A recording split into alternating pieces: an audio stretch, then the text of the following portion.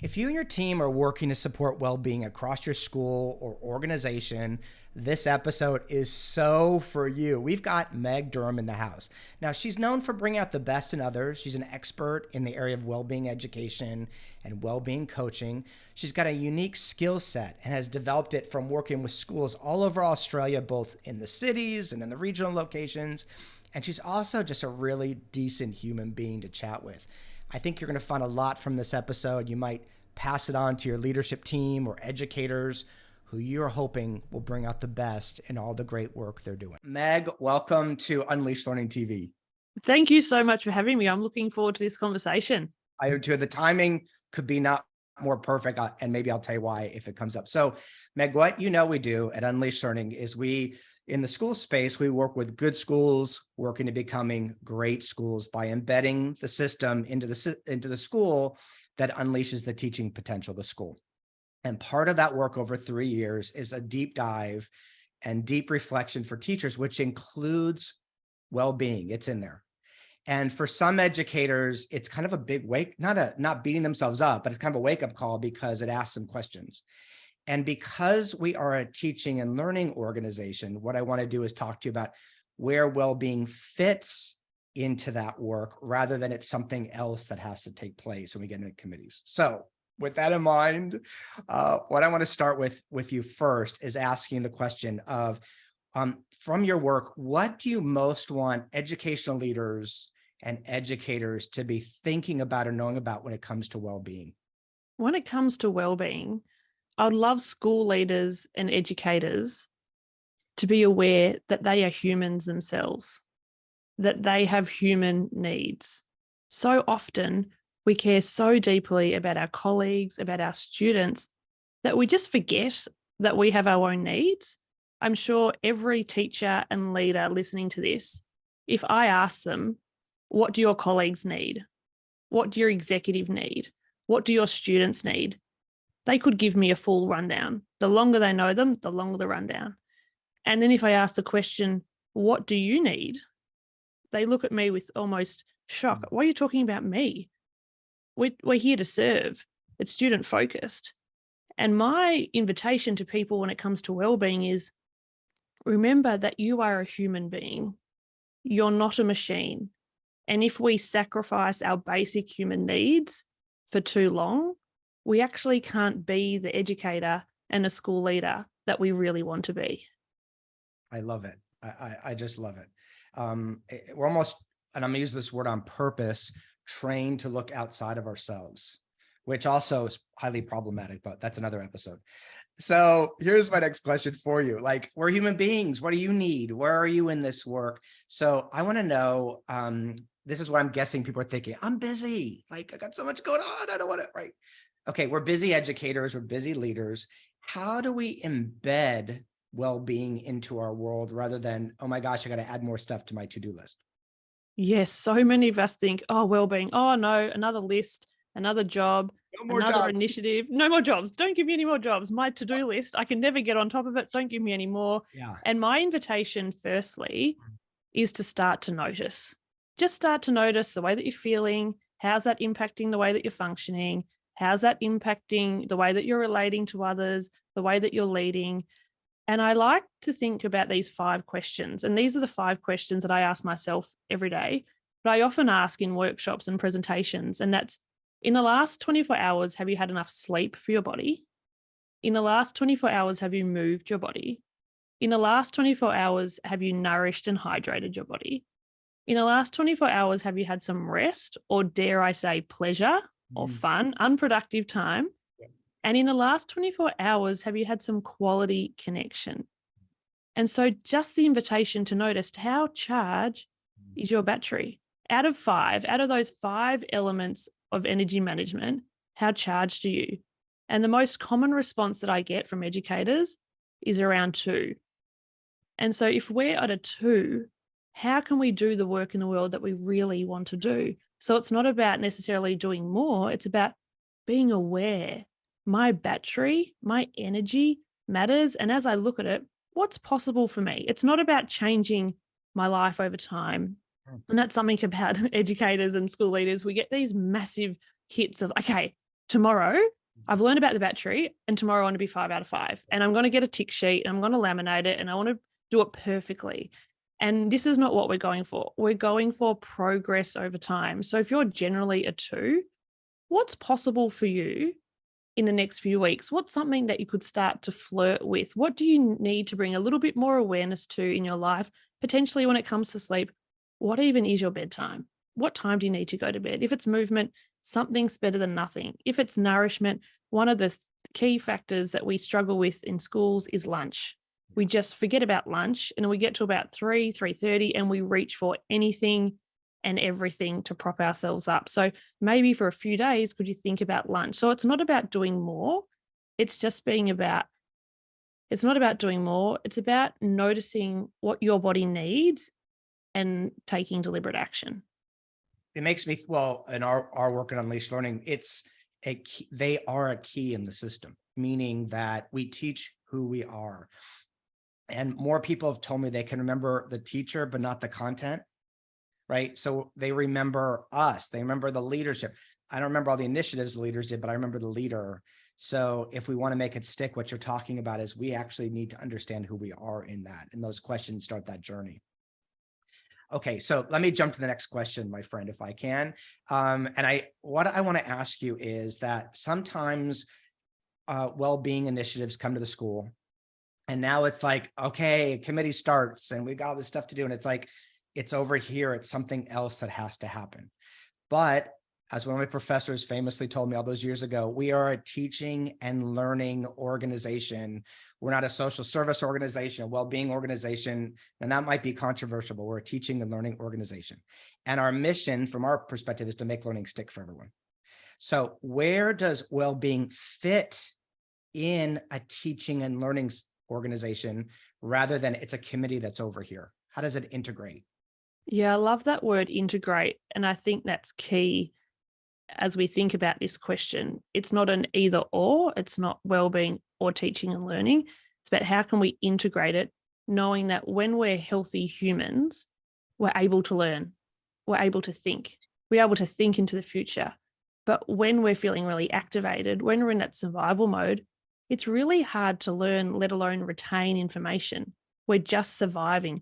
We're just surviving to get through that term, to get through that assignment, to finish that exam, but we're not retaining the information. It's not sticking. Not sticking. Not So if sticking. we want it to stick, we need to be well. Our nervous system needs to be open enough to receive and process that learning so it can stick. This is what you just said. I mean, there's lots that I could say you just said that's really powerful, but this is what I just heard. Okay. So this is what we said on Unleashed Learning, but if we want short-term learning, like they just get the assignment done and we tick it off and fine, don't be well and don't even think about it. But if we want something more to happen, if we want it to stick, we want it to unleash, that this is actually part of how we get it to happen, because that guard goes up.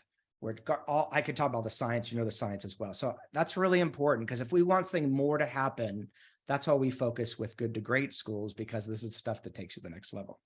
Okay, Meg, my next question is, and I want to make sure I ask it correctly here, okay? How do we embed it systematically rather than it's one more thing individuals need to do within that organization? So can you give us some examples of what it looks like systemically when it integrates into the system of a school? So it comes back to that idea of integration again. It's about the system providing maybe a framework or language. I'm finding more and more that shared language is so powerful, and also noticing that that individual accountability is important as well, because some systems can create the ultimate environment, but at the end of the day, the individual has to step into it as well. I'm thinking about the battery that I shared a bit earlier. Lots of the schools that I work with now, the battery is common language. They go into a meeting, they quick check of the battery, has a battery. And if everyone's flat, it's like, okay, we're not going to have this conversation now because we know it's not going to go well. And just having that shared language can really help release the tension, release the pressure, and reminds everyone that we're human, because a lot of tension in school systems is around pretending, performing, producing, trying to be something that we're not. and looking over our shoulder thinking, what will other people think? Yes. Like I'm the only one. It's that vulnerability piece to go, oh, you're human too. Right. And Fancy how, that. yeah, and also I think what made me think of is like, oh, how are you doing human today? Yeah. Hey, how are you doing human today? Not great. Okay. But that common language is really, really powerful. I think it's really powerful. And that's for me when I know something is sticks. Yeah. When I hear students, when I hear colleagues refer to it. I remember one school that I worked with, they created a recharge room, and that's where people would go to recharge their battery. So that's a sign to me like, we're not just understanding the concept at an intellectual level, we're embodying it, and we have a lived experience of what it feels like to be charged or to recharge on the go. It's a reminder that for us, learning is in the body, not the head. It goes the other way around. And also what it reminds me is, well, I talk about this a lot, but we don't remember in facts, figures, numbers. We remember in stories, we remember in symbols, we remember in metaphors. So that battery, so when the battery is downloaded, because that's how people remember, and then you can see within, so as a leader, once some of that stuff is downloaded, you can hear the conversations to know if it's sticking, because the conversations start changing is the way I'm just hearing you think about that. That's a Yeah, and they're moving towards more solution focused conversations. It's more energizing conversations instead of that default conversation that can happen in schools that can be quite depleting and exhausting. There are those kinds of conversations at schools. Recreational complaining is one of the major things that we have to overcome in education when we're tired. Yes, that's exactly it. Okay, so I think everyone can relate to that. There's a common language, and then we know because we're using that language, and then we can reflect on that language because it's inside, it's integrated into the structure. So I want to know, you used to be a classroom teacher, I know. Knowing what you know now, what do you wish you knew then for your own well-being? What if you had gone back in time and said, God, I know all this stuff now. I wish I knew this stuff when I was in the classroom. What do you wish you knew? Oh, this just makes me laugh because it takes me back to my early career days when I was A plus plus. I was doing all the P's, performing, producing, pretending, all of the things. And I used to not let myself leave my office unless I had spray and wiped my desk. My literal in tray had no paper in it. And I was constantly trying to feel like I was on top of it. And I shared an office with an incredible experienced teacher. And he used to look at me and smile some days.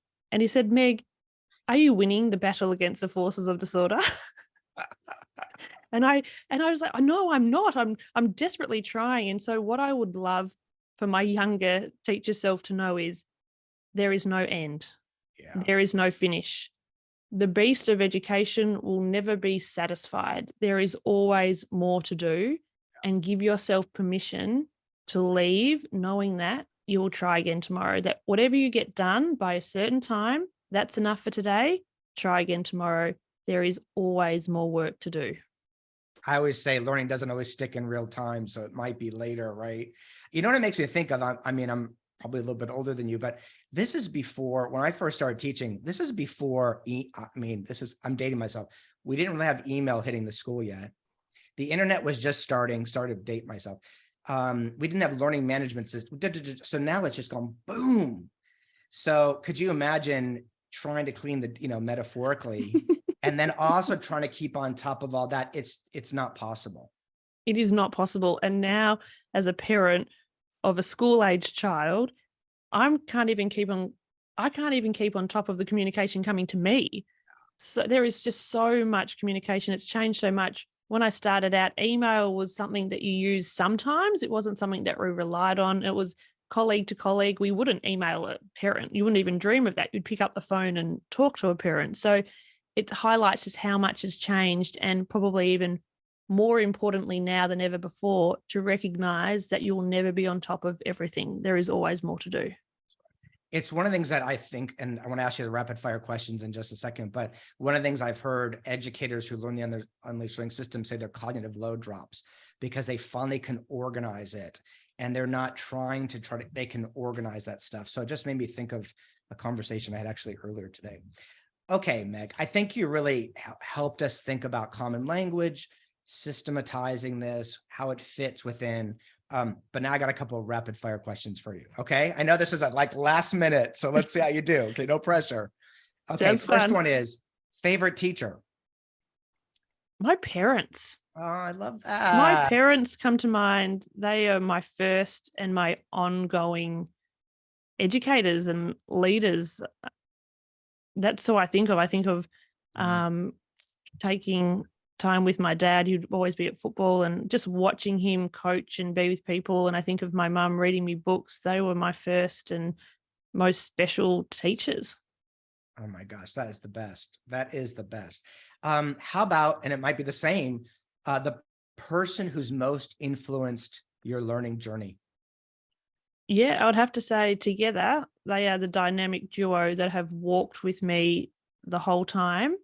And I've never felt like they've told me what to do, but they have the ability to walk with and support and encourage. And as I take leaps forward, they're there, knowing that if I fall, what's the worst that can happen? And I think that's a beautiful gift and privilege to have people that can walk with you and be with you and not feel they have to change things or smooth things out or fix it for you or tell you what to do. Colleague said to me, every kid just needs one adult like that in their life. And if it's not their parents, it could be a teacher, it could be a community, one person that does that for you. You had two. How lucky. Okay, last question. Thinking about the work you do in well-being education, what is one thing you really, really want to stick? Permission to be human with human needs. You are a human being, not a human machine, and something is better than nothing. I love it. I love it. I think we need t-shirts that say, I'm a human being, right? We need, and I'm a permission to be a human being. Well, Meg, I think that you're going to help us all be have permission to be a little bit more human. And what I know from the sciences, that's what some of the stuff that makes learning stick. So thank you for being here. We really appreciate it. Thank you so much for having me. I've really enjoyed this conversation. Rock and roll. We'll talk soon. Bye. Bye. So Meg and I have a question for you. And that question is this: what's an action you take that helps bring out the best in you? Now, some of the best conversations take place after the episode. And while you're there, grab one of our 2 free ebooks. We want to help you make learning stick for everyone. And those ebooks, whether you're in a business or school, are great tools to help make that happen.